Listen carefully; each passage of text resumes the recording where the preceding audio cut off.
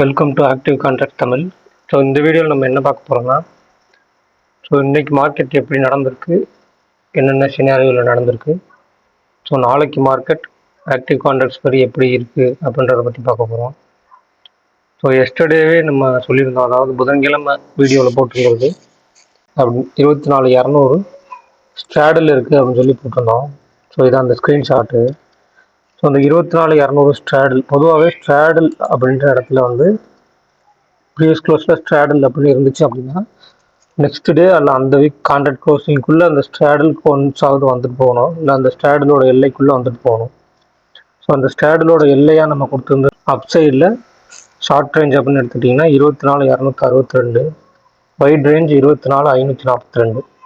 So அந்த 24,260 short ரேஞ்சை விட்டு டாப்பில் அதுக்கும் மேலே ஓப்பன் ஆகிருக்கு. ஓப்பன் ஆகிருந்தாலும் மார்க்கெட் கீழே வருவதற்கு என்ன காரணம்? இம்ப்ளைடு வால்டிலிட்டின்ற ஒன்று தான். நான் ஆல்ரெடி சொல்லியிருந்தேன், இம்ப்ளைடு வால்டிலிட்டி பாருங்கன்னு. ப்ரீவியஸ் க்ளோஸில் implied volatility call side 11, put side 12 இருந்துச்சு. புட் சைடு 13 இருந்துச்சு. ஸோ ஓப்பன் ஆகி மார்க்கெட் ஓப்பனுக்கு மேலே நிற்கும் போது கால் சைடு அந்த இம்ப்ளைடு வால்டிலிட்டி குறைய ஆரம்பிச்சிச்சு.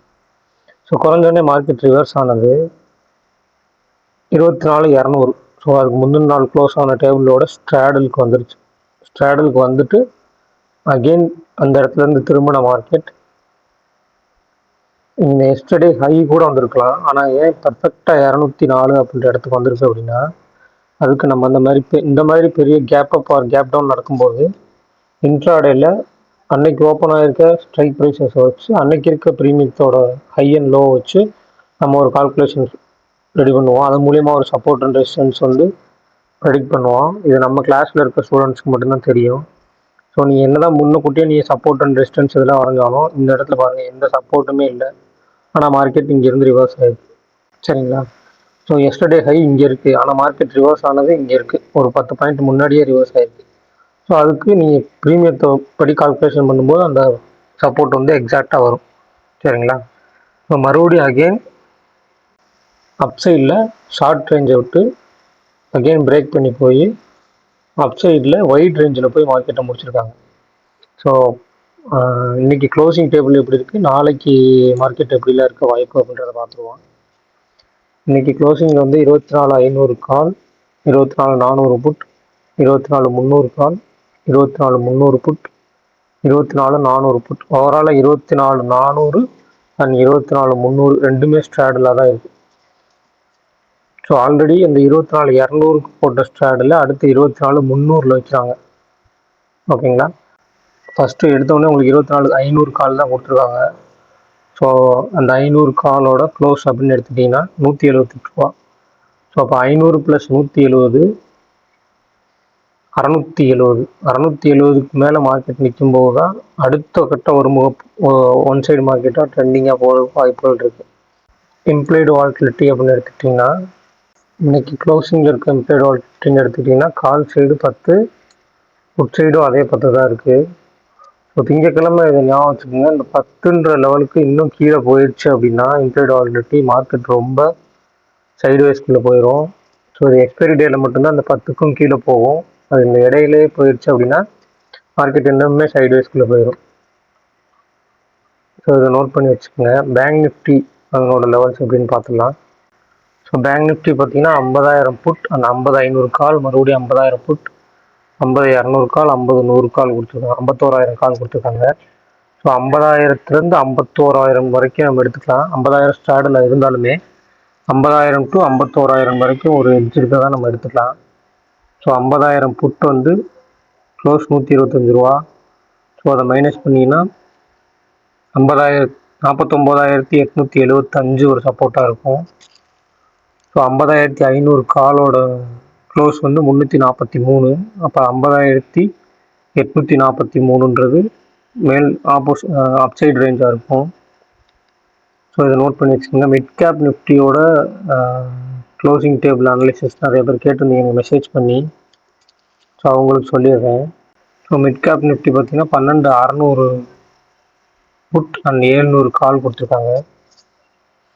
ஸோ இதில் அண்டர்லைங் வேல்யூ எங்கே முடிஞ்சிருக்கு அப்படின்னா 12,717 தான் முடிஞ்சிருக்கு. ஆனால் இங்கே வந்து 12 600 புட் 700 கால், அதுக்கு கீழே இங்கே வந்து பார்த்தீங்கன்னா அடுத்தடுத்த கால் ஆப்ஷன்ஸ் நிறையா கொடுத்துருக்காங்க. ஸோ இது வந்து ஒரு மல்டிபிள் ஹெட்ஜ் கால் சைடு அப்படின்னு சொல்லுவோம். ஒரு புட்டு கொடுத்து அதுக்கு கீழே நிறைய கால் கொடுத்துருந்தா மல்டிபிள் ஹெட்ஜ் கால் சைடு அப்படின்னு சொல்லுவோம். ஸோ இது அடுத்தடுத்த கால் ஆப்ஷனுக்கு மேலே மார்க்கெட் நிற்கும் போது இங்கே டேபிளில் ஃபஸ்ட்டு வந்து அடுத்தடுத்த கால் ஆப்ஷன் வரணும். அப்படி வந்துச்சுன்னா ஒன் சைடு மார்க்கெட்டாக போகிறதுக்கு வாய்ப்புகள் இருக்குது. ஸோ 600 புட் 700 கால் எடுத்துட்டிங்கன்னா 700 காலோட க்ளோஸ் 66 ரூபா. ஸோ 766. 600 புட்டோட லோ, 600 புட்டோட க்ளோஸ் வந்து 19 ரூபா. அப்போ 580 ரூபான்னு வச்சுக்கலாம். ஸோ இதுதான் ரேஞ்சாக இருக்கும். இந்த 766 அப்படின்றத தாண்டும் போது எக்ஸ்பைரி டே ஒன் சைடாக போகிறதுக்கு வாய்ப்புகள் இருக்குது. ஸோ நோட் பண்ணி வச்சுக்கோங்க. வீடியோ நீங்கள் பார்க்குறது உங்களுக்கு எது சந்தேகங்கள் இருந்தால் கீழே கமெண்ட்டில் கேளுங்க. இல்லை உங்களுக்கு புரிஞ்சிருக்கு அப்படின்னா வீடியோவுக்கு ஒரு லைக் பண்ணிடுங்க. உங்களோட டவுட்ஸையும் வீடியோ பற்றின உங்களோட கருத்துக்களையும் கமெண்ட் பண்ணுங்கள். கமெண்ட் பண்ணிங்கன்னா தான் எனக்கு அடுத்து நான் எந்த மாதிரி உங்களுக்கு சொன்னால் புரியும் அப்படின்றத உங்களுக்கு எப்படி புரிய வைக்கிற மாதிரி சொல்கிறதுன்னு சொல்லி எனக்கு ஒரு ஐடியா கிடைக்கும். ஸோ சப்ஸ்கிரைப் பண்ணாமல் பார்க்குறவங்க சப்ஸ்கிரைப் பண்ணிக்கோங்க. இந்த இம்ப்ளாய்டு வால்டிலிட்டின்ற கான்செப்ட் வந்து உங்களுக்கு இது வரைக்கும் யாருமே சொல்லியிருக்க மாட்டாங்க, மேக்ஸிமம் சொன்னது கிடையாது. ஏன்னா அதுக்குள்ளே தான் ஒரு ஆப்ஷன் பையிங் அண்ட் ஆப்ஷன் செல்லிங்கோட முழுமையான விஷயமே அதுக்குள்ளே தான் இருக்குது. அதை வச்சு தான் நீங்கள் பையிங்கோ செல்லிங்கோ பண்ண முடியும். ஸோ பையிங் பண்ணிட்டீங்க அப்படின்னா நீங்கள் ஒரு டார்கெட்டை நீங்கள் இந்த சார்ட்லேயோ இல்லை ஃப்யூச்சர் சார்ட்லேயோ நீங்கள் ஃபிக்ஸ் பண்ணிங்கன்னா அது உங்களுக்கு செட் ஆகுது. ஏன்னு கேட்டிங்கன்னா ஒரு ஆப்ஷனுக்குள்ளே வந்து இன்ட்ரின்சிக் வேல்யூ அண்ட் டைம் வேல்யூன்னு ரெண்டு இருக்குது. ஸோ நீங்கள் பை பண்ணி வச்சுட்டு அந்த இடத்துக்கு போகும்போது கொடுத்துலாம் நினச்சிங்கன்னா ப்ரைஸ் அங்கேயே தான் இருக்கும். ஆனால் மார்க்கெட் அந்த இடத்துல போய் நீங்கள் நினச்ச இடத்துல போய் மார்க்கெட் நிற்கும். ஆனால் நீங்கள் வாங்கி வச்சதோட கம்மியாக தான் ப்ரைஸ் ஏறி இருக்கும். அதுதான் அந்த time value and intrinsic value calculation. So முடிஞ்ச அளவுக்கு ஆப்ஷன் பையர்ஸ் அண்ட் செல்லர்ஸ் ஆப்ஷனோட பேசிஸ்லேயே பார்க்க பாருங்கள். ஸோ இந்த சார்ட் பேட்டர்ன்ஸோ கேண்டில் ஃபிக்ஸ் பேட்டர்ன்ஸோ இந்த இடத்துல உங்களுக்கு பெருசாக யூஸ் ஆகாது. ஆப்ஷனோட ப்ரீமியத்தின் அடிப்படையில் பண்ணுங்கள். ஏன்னா அப்போ தான் உங்களுக்கு வந்து ஆப்ஷன் ட்ரேடராக உங்களுக்கு கன்சிஸ்டண்ட்டாக நீங்கள் ப்ராஃபிட் பண்ண முடியும். ஸோ இந்த வீடியோ பிடிச்சிருந்தா லைக் பண்ணுங்கள், கமெண்ட் பண்ணுங்கள், ஷேர் பண்ணுங்கள். மறக்காமல் நம்ம சேனலை சப்ஸ்கிரைப் பண்ணி வச்சுக்கோங்க. நன்றி, வணக்கம்.